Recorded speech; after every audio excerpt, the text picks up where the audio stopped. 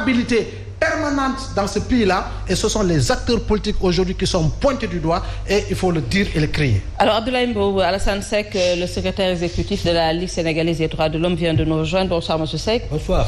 Alors moi, la question que je m'en vais vous poser, à quoi a servi le dialogue politique, dans la mesure où ces points de crispation ont été discutés au sein même de ce dialogue politique? Merci Evelyne, merci à mes deux amis, Abdou Sow, mon petit, mon fils, et Abdoulaye Mbow, mon frère. Donc c'est vrai que j'ai été plus ou moins bloqué par les embouteillages de la journée d'aujourd'hui que vous connaissez. Oui. Je ne vous apprends rien, et j'ai fait presque 1 heure de temps sur le chemin d'ici Fanok pour vous dire que c'était très compliqué. Vous êtes excusé. Non, la circulation est vraiment dense aujourd'hui. Merci d'avoir compris. Oui.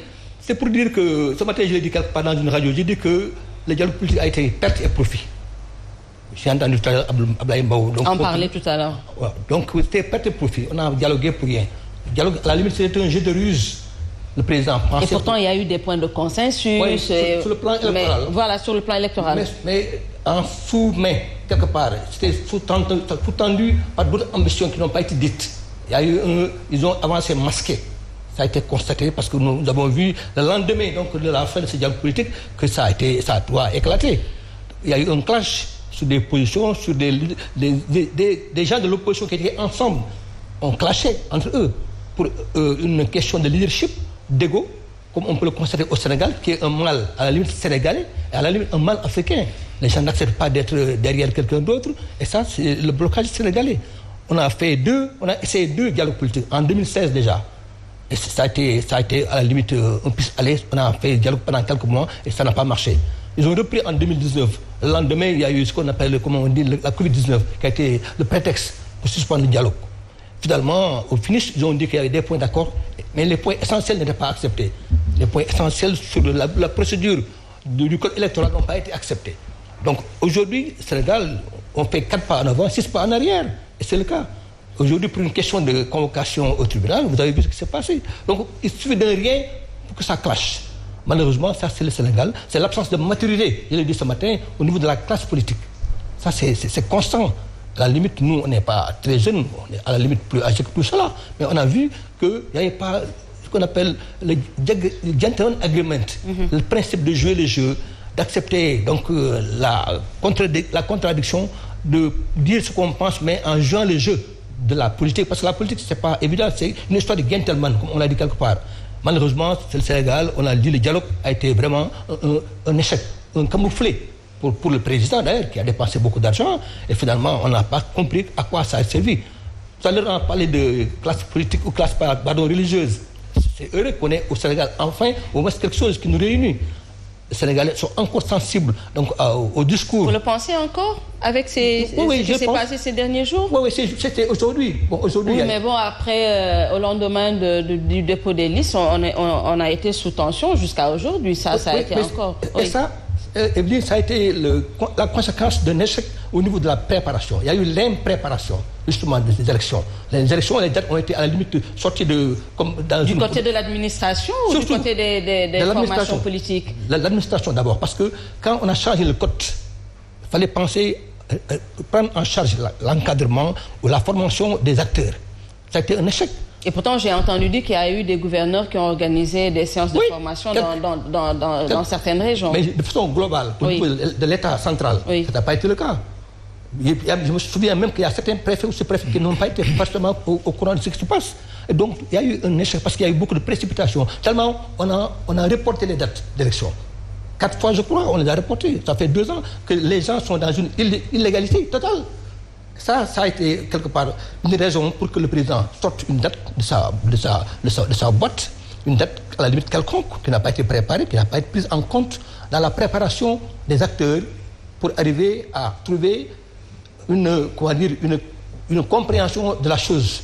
Ça n'a pas été le cas. Ce qui devait arriver est arrivé. Il y a eu des rejets massifs. Heureusement que la cour d'appel est là.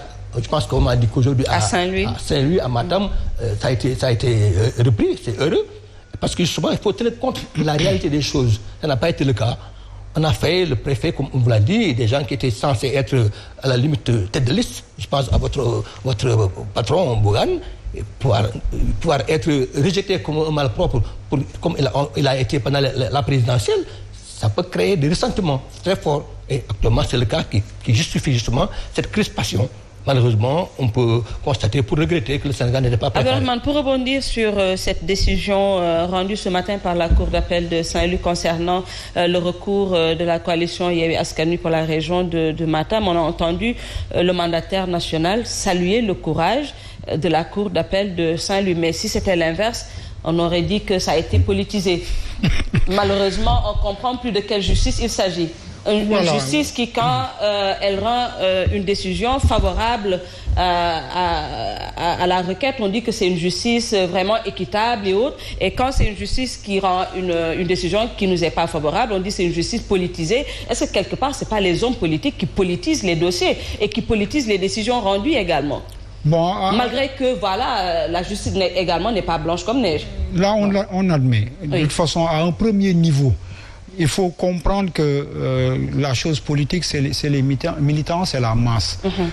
Donc, des fois, le niveau de compréhension est difficile. L'acte de manipulation est facile. Mais à un autre niveau, là où on se retrouve, ce n'est pas pour se surestimer. On a traversé, en tout cas, toutes ces étapes de lutte, de manipulation, de contestation, d'accord sur ce qui se passe dans tout ce pays. Donc, notre analyse sera principielle. Que le droit soit rendu. Qu'il soit admis, félicité par les uns ou les autres, qu'il soit manipulé par l'opinion, en tout cas les acteurs politiques, c'est pas intéressant. Ce qui est intéressant dans ce pays et qui doit engager en tout cas tout le monde, c'est que le droit soit dit sur tout. C'est ce qui nous intéresse. C'est la lutte que nous avons portée depuis le début. Que le droit soit égalitaire à tous et qu'il soit dit dans n'importe quelle situation. C'est la lutte que nous avons portée. Et puis, voilà, s'il faut saluer, je ne dirais pas le courage, mais ils ont fait leur travail, c'est ça la norme. Je pense même qu'ils ont tardé à sortir. Ils devaient même prendre leurs responsabilités en tant qu'une administration qui se respecte, communiquer avec les populations pour lever les équivoques et nous expliquer pourquoi le rejet de certains dossiers et pourquoi l'acceptation d'autres dossiers. Il y a eu les notifications qui ont été remises aux différents mandataires sur lesquels portent les motifs de rejet. Peut-être ça, c'est pour en tout cas les groupes qui vont aux élections. Moi, je parle des Sénégalais dans leur grand ensemble. Ils veulent comprendre. Qu'ils ne soient pas manipulés. Il faut toujours qu'on puisse détenir la bonne information. Il faut que le gouvernement, quand même, quand il s'agit, des fois, il l'organise. Pour tirer la couverture, on l'a vu sous la pandémie, avec la pandémie, il faisait des sorties pour nous parler en tout cas des actes qui ont posé allant dans le sens de la prise en charge. Pourquoi ils ne le font pas avec nous? Mais pensez-vous que ces entités dont leurs listes ont été rejetées puissent dire aux populations les raisons réelles du rejet? Moi, je pense que c'est, en tout cas, c'est... Au risque qu'on leur dise, voilà, vous êtes détournés. Nous sommes dans un pays où tout doit se faire normalement. Nous avons vécu des moments de trouble. Nous savons qu'avec toute cette confusion, il y a des risques de conflits et de tensions. Et là, il faut des acteurs responsables. Je vous dis, quand il s'agit de dire du bien de ce pouvoir, mais ils sortent, ils occupent toute l'opinion, toutes les tribunes, pour nous convaincre, en tout cas, de leurs bienfaits. Et quand ce genre de conflit-là se pose, moi, je pense que autant les préfets et les sous-préfets, ils doivent prendre les responsabilités, nous informer à juste, en tout cas, raison pour qu'on ne puisse pas être manipulé. Moi, je pense que c'est ça la norme. Alors, la manipulation, il faut l'admettre. Quand c'est positif ou bien quand c'est dans l'intérêt de nous autres acteurs qui, pour la plupart, sont contre ce pouvoir, voilà, quand le droit est dit, contre nous, voilà, c'est de la manipulation. Quand le droit est dit, parce que c'est le droit, voilà, on fait comme si c'était rien du tout passé. Alors que dans nos communications à travers les tribunes, il faut comprendre que cela joue sur la mentalité et le comportement des Sénégalais. Ça me permet de revenir sur ce dossier de convocation. Oui. Il faut que les Sénégalais sachent que quel que soit Alpha, quel que soit le contexte politique, quelles que soient en tout cas les habitudes, les mauvaises habitudes de ce pouvoir, cette convocation n'a rien à voir avec la candidature de M. Barthélémy Diaz. C'est lui-même qui a fait un appel sur un jugement qui a été rendu. Oui, mais quand toute la coalition, les leaders de la coalition disent que voilà, c'est une convocation politique et font une communication dans ce sens, finalement, l'opinion... Je pose juste une question, oui. Juste une question, oui. À l'endroit des avocats de M. Diaz. S'il lui arrivait de retirer son appel, que serait-il advenu de la situation? Parce que c'est pas l'État qui a fait un appel par rapport au jugement qui a été rendu. Parce qu'en fait, on oublie qu'il a